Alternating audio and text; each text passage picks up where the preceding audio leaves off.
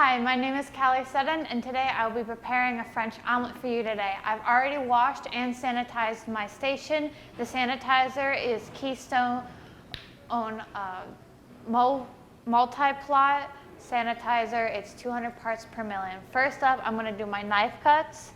I'm going to do a small dice on a red and a yellow pepper. When working with bell peppers, you want to make sure you get the membrane out. The membrane is the white part inside of the pepper. It's very sour and tart. It doesn't really give a lot of good flavor. When you're working with peppers, it's a little difficult to get a nice small dice. So what you want to do is square off your pepper. Best way is to just cut off the top and bottom. Your small dice is roughly a 1/4 of an inch by 1/4 of an inch by 1/4 of an inch.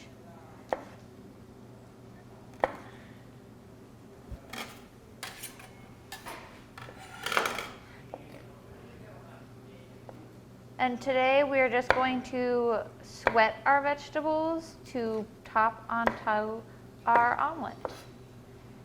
You can see over here I have some vegetables already sweating.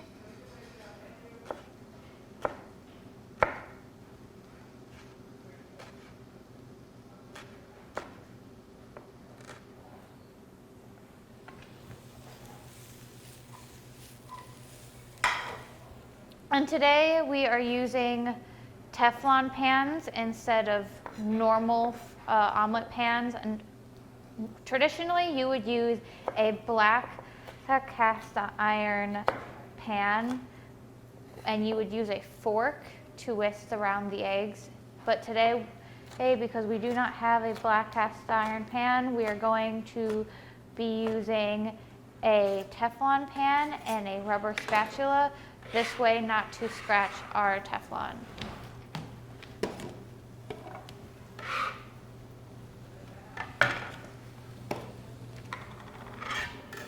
We're going to do the same thing with our red pepper, just a nice small dice.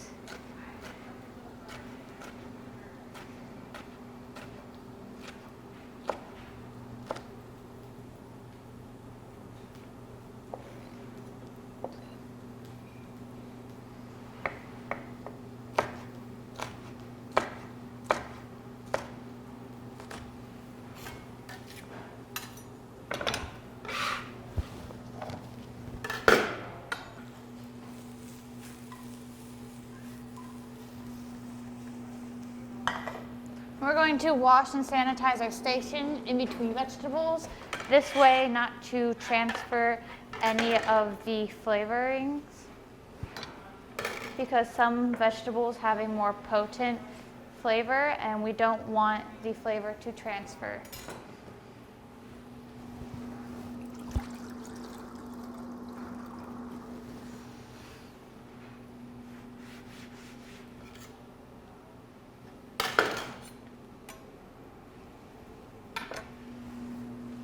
Next up, we're going to do a julienne cut on an onion. Julienne is a quarter of an inch by a 1/4 of an inch by 2 inches.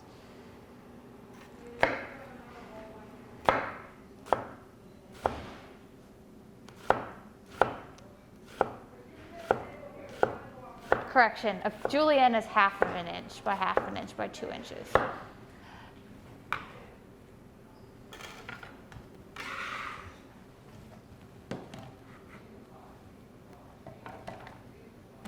And then because onion has a very strong, potent taste, we're going to flip our cutting board over and wash and sanitize our knife. Next up, we're going to do a small dice on a tomato. We compensated this tomato earlier. The way you compensate a tomato is you cut out the stem and you place an X on the bottom of your tomato and you drop it in boiling water for 30 seconds to a minute. And after doing so, you drop it into an ice bath to stop the cooking process. And then we just peel it and we cut out its seeds.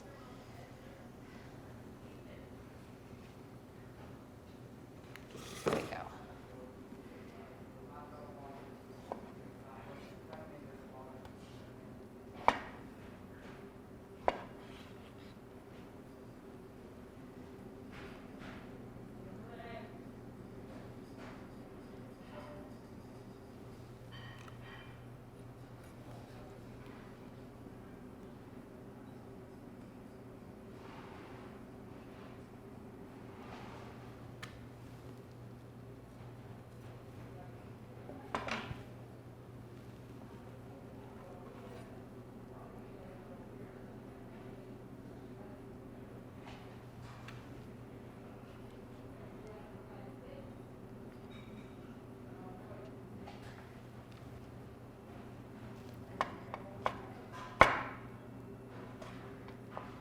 You want to be careful not to overcook your tomatoes when you have them in the boiling water, because they will go soft, and then when you go to cut them afterwards, they will be very mushy.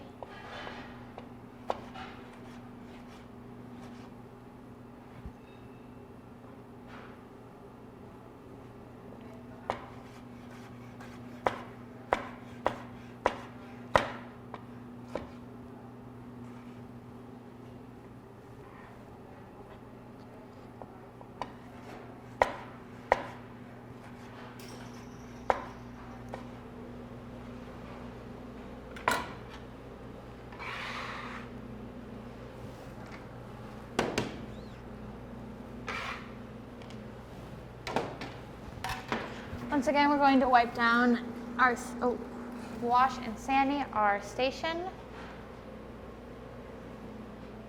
All right, and we're going to slice our mushrooms now. Our mushrooms were already de-stemmed and cleaned. You want to make sure that you dry your mushrooms thoroughly, and then we're just going to do a quick slice.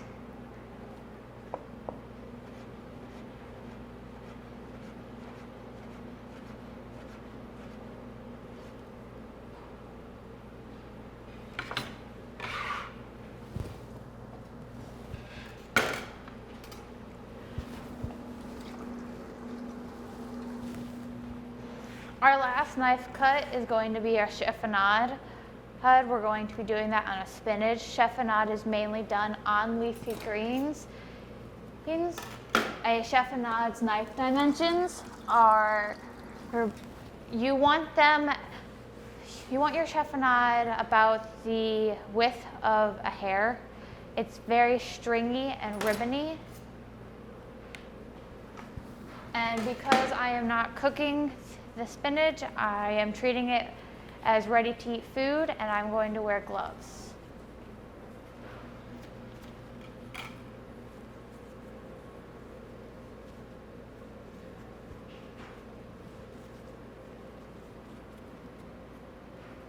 While we chiffonade our spinach, we're going to turn on our pans so that they heat up. And I'm going to place some butter in each pan.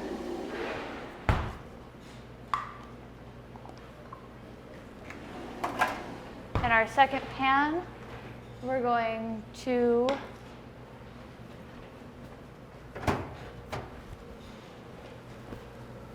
add a little bit of all the veggies that we just diced up.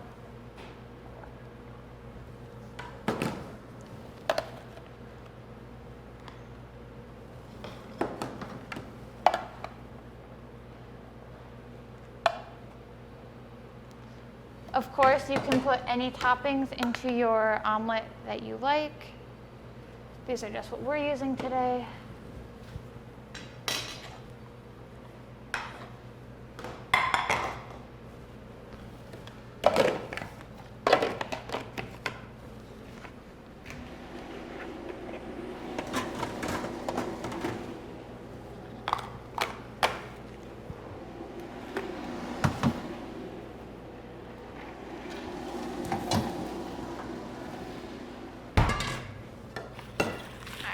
To chiffonade we're going to take our leafy greens and we're going to line them up nicely and just roll them so that we have a nice, it's easier to get our thin strips when it's rolled. Then we're just going to make very small hair-like cuts.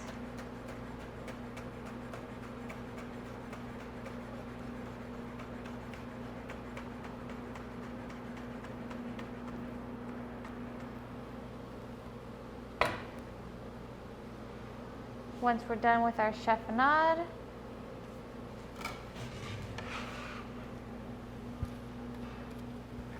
we're going to pull that aside, and then we're going to clean up our station. We're going to wash and sand our station once again.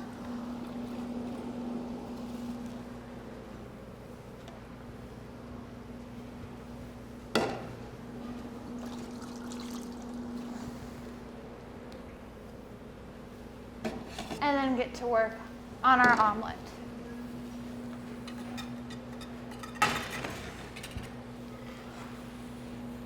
While our pan is heating up, we're going to take our bowl and crack three large eggs into it.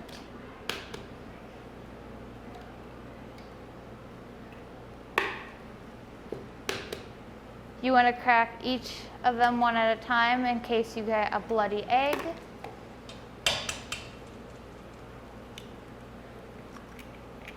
And if you get any broken shell pieces, just use the rest of your shell because the egg shell is more likely to stick to itself than onto anything else. And then we're just going to whisk our eggs together.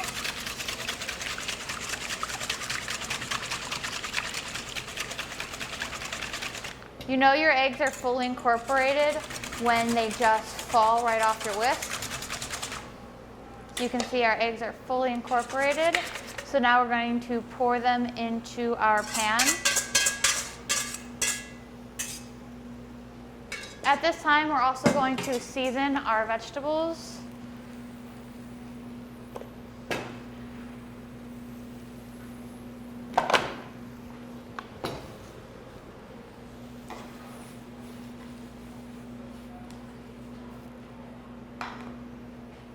And we're going to go back to our omelet. When making an omelet, you want to make sure you have low heat because a French omelet is known for its pale color. And making an omelet is kind of the same way that you would make scrambled eggs. So as your eggs are cooking, you're going to keep them moving around until the eggs are about halfway done cooking. And then you're going to let a seal form on the bottom, which is going to be what helps us in the rolling process.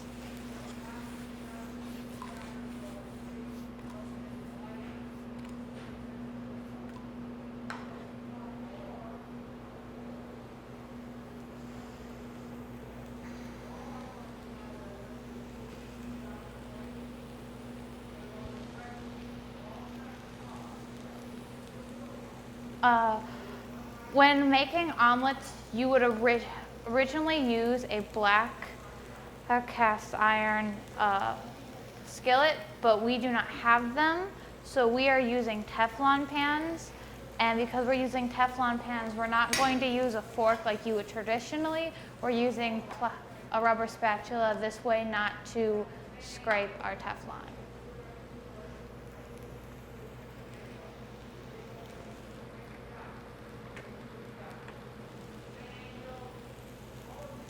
You want to make sure to keep your heat low to make sure that you don't add color onto your eggs. And we're going to turn off our vegetables.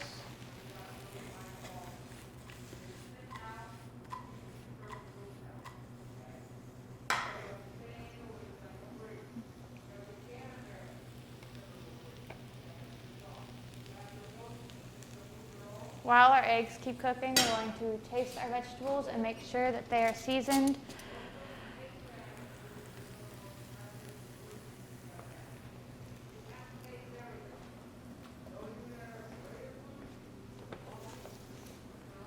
You can adjust seasoning as you see needed.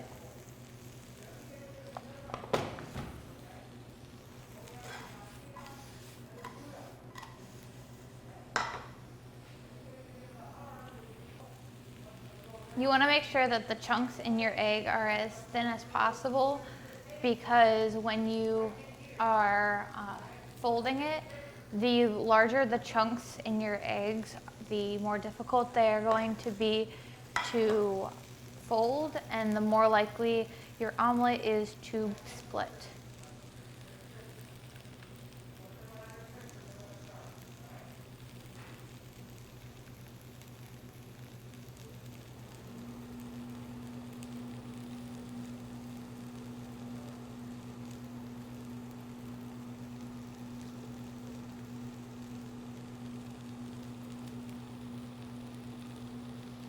Now that our eggs are about halfway done cooking, we're going to let them coat the bottom of the pan and just let it sit there for a minute while a seal forms on the bottom.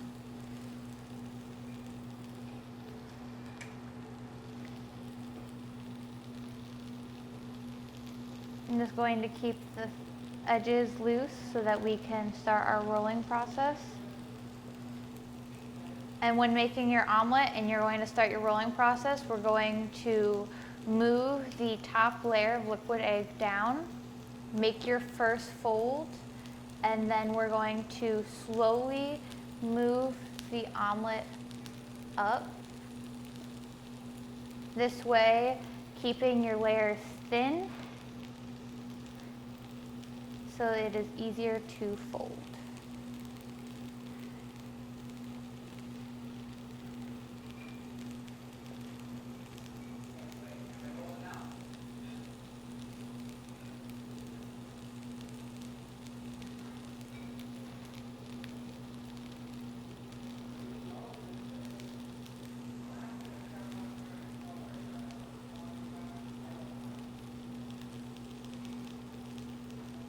Now that our omelet is almost done, we're going to do our final fold in the pan.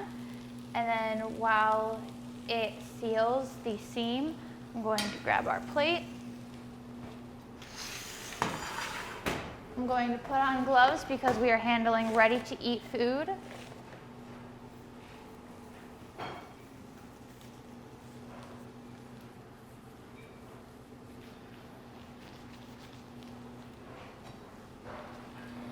We're going to grab our omelet and nicely just roll it out of the pan.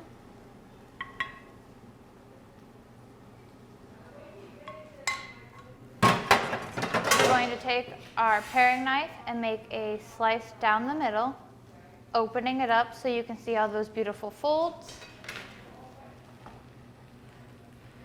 Grabbing our sauteed vegetables, and we're just going to nicely stuff them in.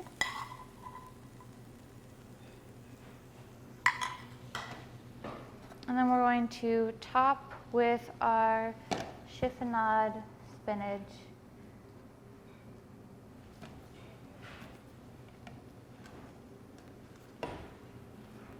And that is how you make a French omelet. Thank you for taking your time out of your day to judge our event, and have a nice evening. Hello, my name is Gino Segedy, and today I'm going to be preparing one of the 5 mother sauces, which is hollandaise. I've already washed and sanitized my station along with my hands.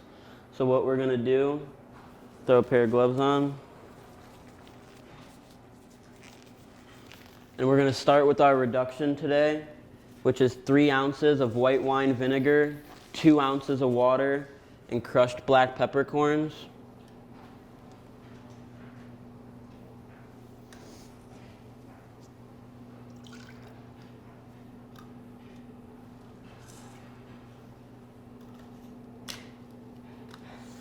I already have a reduction that's ready and reduced and is waiting for me over here. These are my eggs. I already have 4 out of the 5 yolks from whites separated. I'm just going to do this one for demo. I have gloves on because I'm using my hands to separate the white from the yolk. And the reason we use pasteurized eggs instead of regular eggs is because that it's heated to the perfect amount to kill all the bacteria in the yolk, but not cook the egg.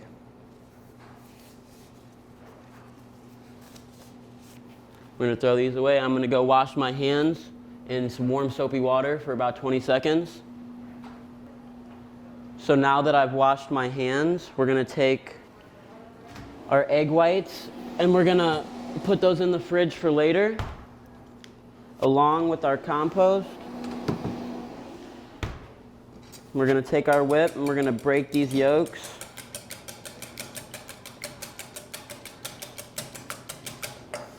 And then we're gonna take our chinois and our reduction that was pre-made and waiting for us over here, and we're gonna strain it right into the yolks. Now we can set that aside. And we're just gonna place our reduction and our yolks on this double boiler until it thickens and doubles in volume.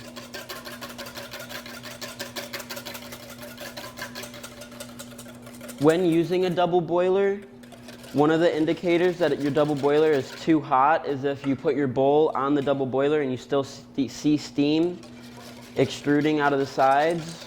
And another way you can tell if your double boiler is too hot is if you can't keep your hand completely on the side of the bowl while using the double boiler.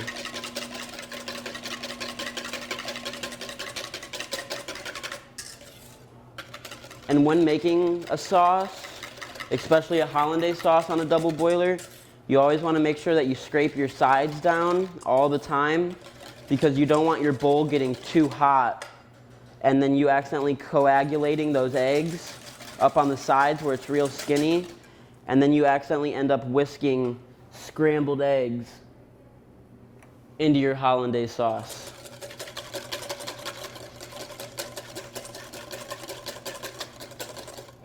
So like I said, right now we're just waiting for it to thicken and double in volume. And then we're going to be able to start adding our butter for the emulsion.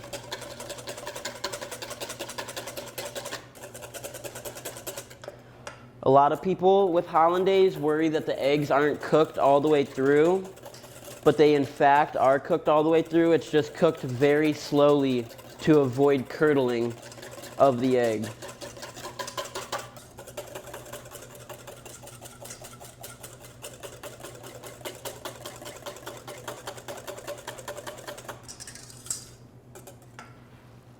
Checking the temperature of our double boiler. You always want to stay on the top of your double boiler. You control the heat.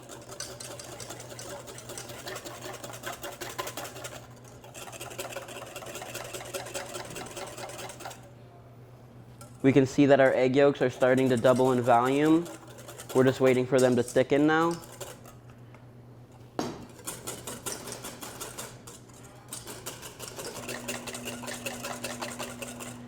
And you never want to leave your hollandaise alone. You always want to stay whisking your hollandaise because you don't want a seal to form on the bottom of that bowl. Because then that's just another way of getting a bunch of scrambled eggs in your sauce.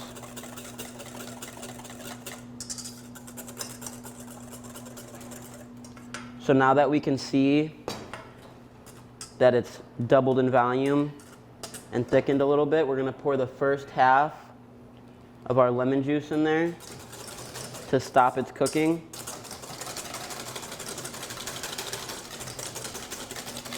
Then we're going to get it back on here. And I'm going to move my clarified butter over here because I am left-handed.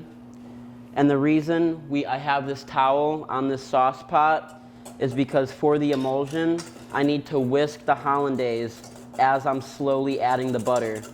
And I don't want my bowl flying all around on me. And a trick that my chef taught me is if you have a ladle of liquid and you dip your ladle in that liquid, it'll stop all dripping just long enough for you to get it to the area that you need it to be.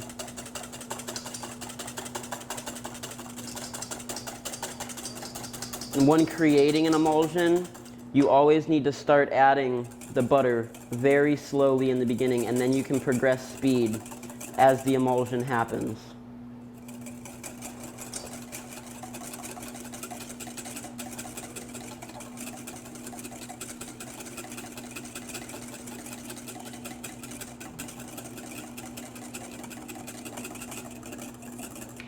Checking that heat. It's a little warm. You can turn that burner down a little bit.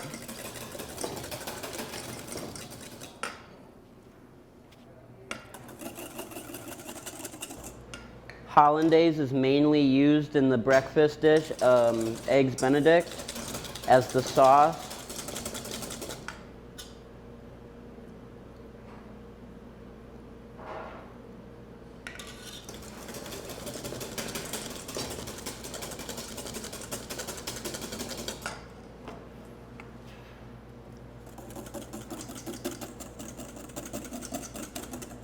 You can feel the hollandaise is starting to thicken.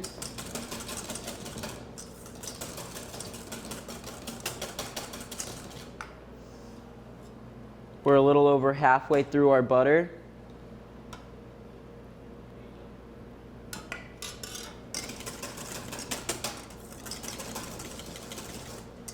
And always remember, never forget about scraping the sides, because especially the later you get in the hollandaise, the hotter that bowl gets. You need to keep the sides of your bowl clean and always make sure you're whisking the full bottom.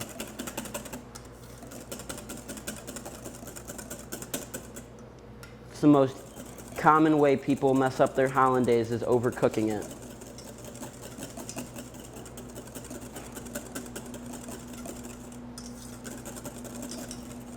Now that my emulsion has happened and has been created, I can start adding my clarified butter a little faster.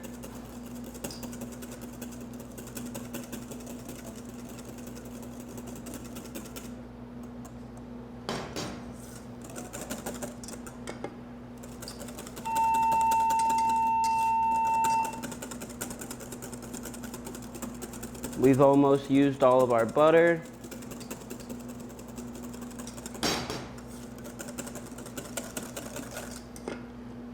Off the heat.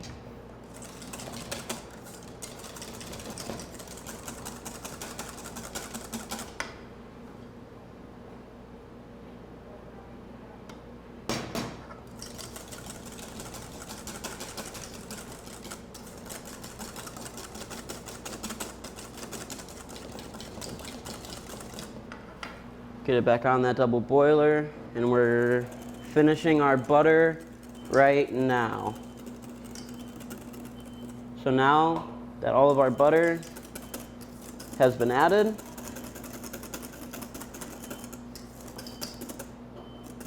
just give it that one final whisk. Make sure all the butter's in there and incorporated.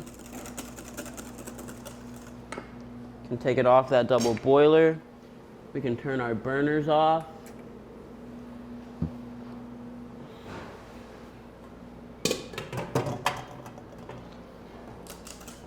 And now that our hollandaise is done, you want to add the rest of that lemon juice, a pinch of cayenne, and then some white pepper.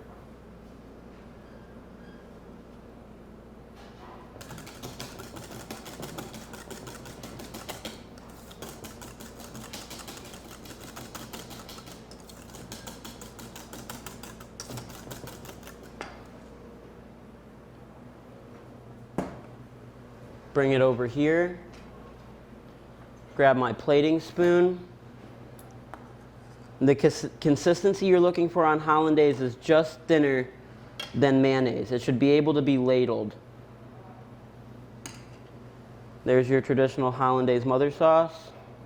And then if you look in front of me, I have the mother sauce hollandaise, and then 3 of the secondary sauces next to it. The first one being the Béarnaise secondary sauce. That is a hollandaise with a tarragon infusion. The next one being a Chiron, which is a tarragon and tomato paste infusion. and then the Grimrod, which is a hollandaise with a saffron infusion. With that béarnaise, we left a tarragon on top so you can see the difference, but other than that, it is not supposed to be there. Hi, my name is Callie Seddon, and today I will be showing you how to fabricate a chicken. First step is to fully dry your chicken, and then you're going to go into the cavity of the chicken and pull out any fat you see. We're going to start our pile, and then we're going to come up to the neck of the chicken, and we're going to get out the wishbone. Right about here, you will feel the bone of the wishbone. You'll feel it on both sides. You're going to make an incision on both sides, and then you're going to use your fingers to remove any of the meat off of the bone. It's okay if you do not get your wishbone out in one piece. The younger the chicken, the more fragile the collarbone is. I got mine out in one piece. Next up, we're going to remove our wings. Our wings, at the base of the first joint, you're going to bring your knife all the way around, and then you're going to pull the meat and skin up, and then bend backwards against the joint.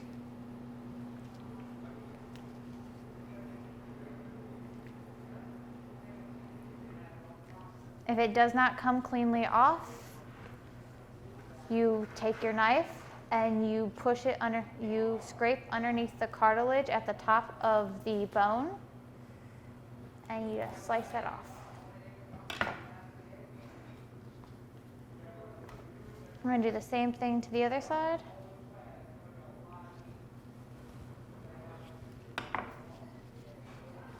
Pull back and snap.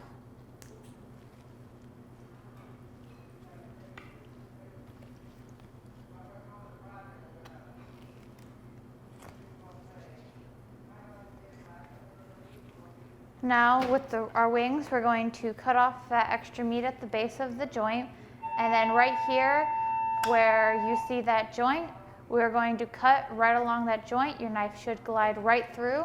If it doesn't, you're not in the right spot. This way we have our bone, or our wing, our extra wing meat, and bone. You're going to do the same to the other side.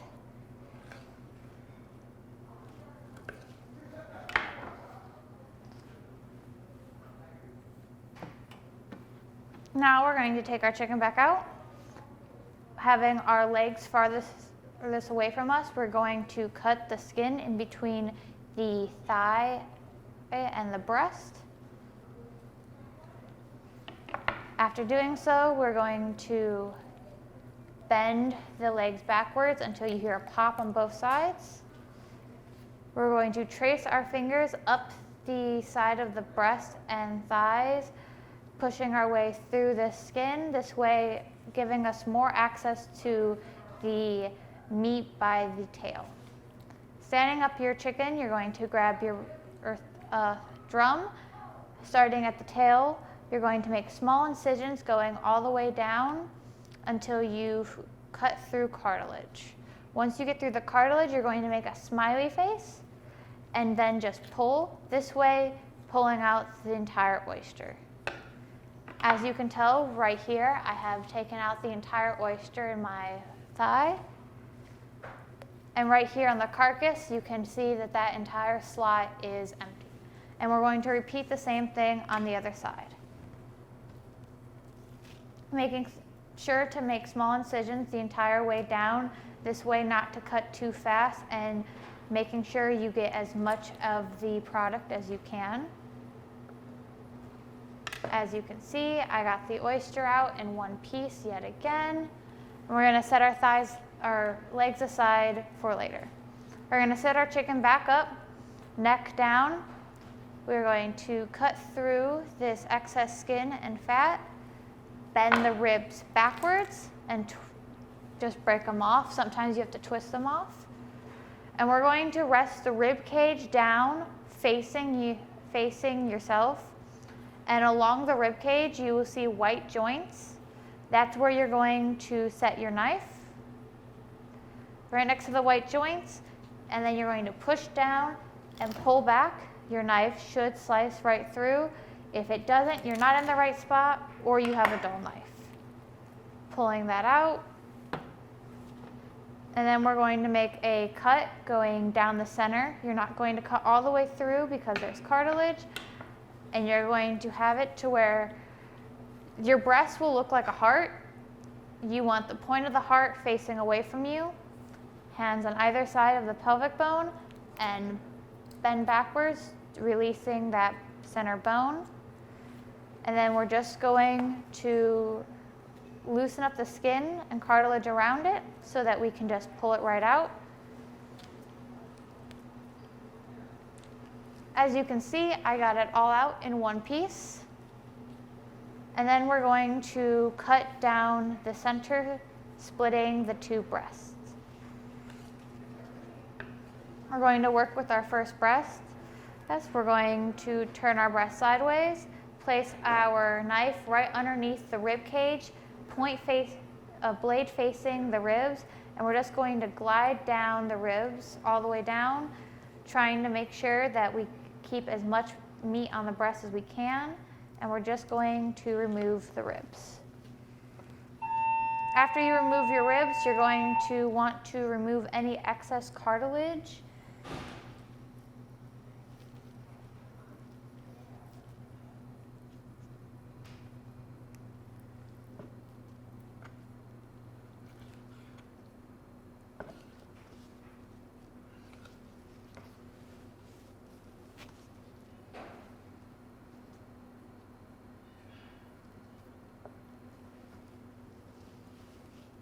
We're going to move our tenderloin. Our tenderloin should pull just right out if you have cut your chicken properly and there is no cartilage holding it in place. Here is our tenderloin nicely out in one piece. And then you're just going to finish any cleanup you have on your breast, making sure to remove excess fat and skin.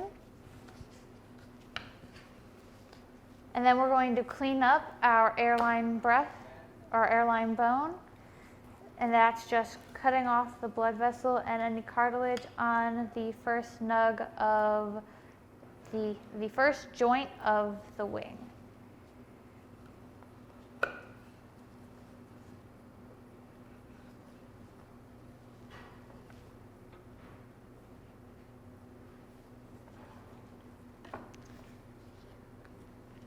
Here is your first breast. And we're going to move on to our second breast. Once again, doing the same thing where our knife is going to be point against the ribs, glide all the way down.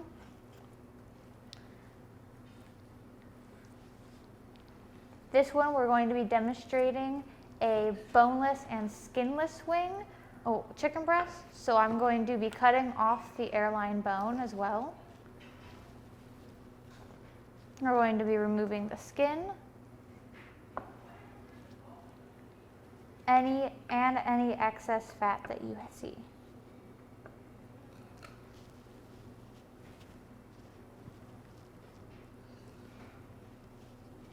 And then, like usual, you would remove any excess cartilage you see and devein your chicken breast. The veins are normally hidden underneath your airline bone.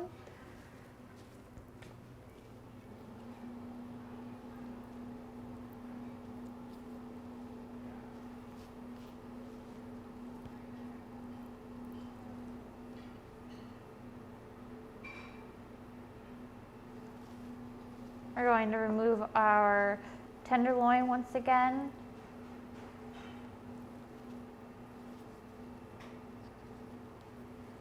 As you can see, the full tenderloin and some cartilage. There we go. Your full clean tenderloin.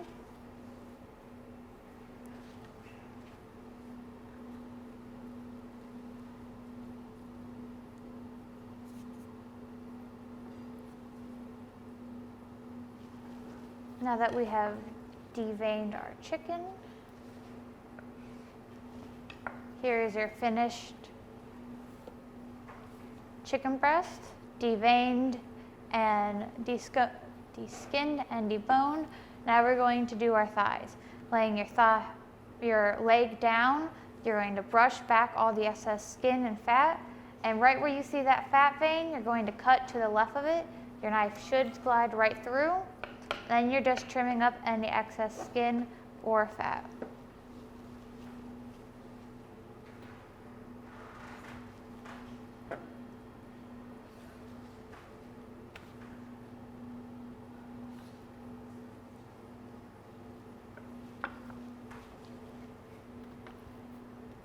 We're going to do the same for the other side. Okay, just left to the fat line. Cut off your excess fat and skin.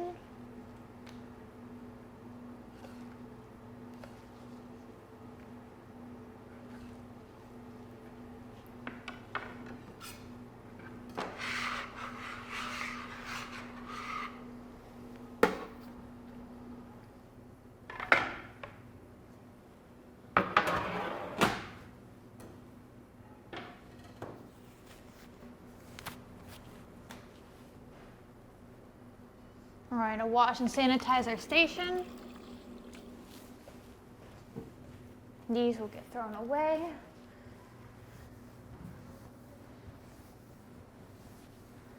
You want to make sure that the entire time you're doing this, you keep your chicken on ice to make sure that you keep it time temp. All right. Right here we have our chicken. We see we have our bones all here, and as you can tell, our ribs have little to no meat on the back of them. Here is your airline chicken breast that still has its skin on. Your skinless and boneless chicken breast. Both of your tenders. Your chicken thighs. And your chicken leg, your chicken drums. Your thighs and drums are your chicken leg, it's just they're separated. Your chicken wings, and then your fat and skin. Your fat and skin you can render down for sautés. Your breasts are more tender, so they'd be good for sautés and bakes. Your tenderloins can be breaded and fried. Your wings are also good fried. And your thighs and your drums are more tender or are less tender, so you want to use a braising method or a roasting method. But thank you for taking the time out of your day to judge our event, and I hope you have a nice day. Thank you.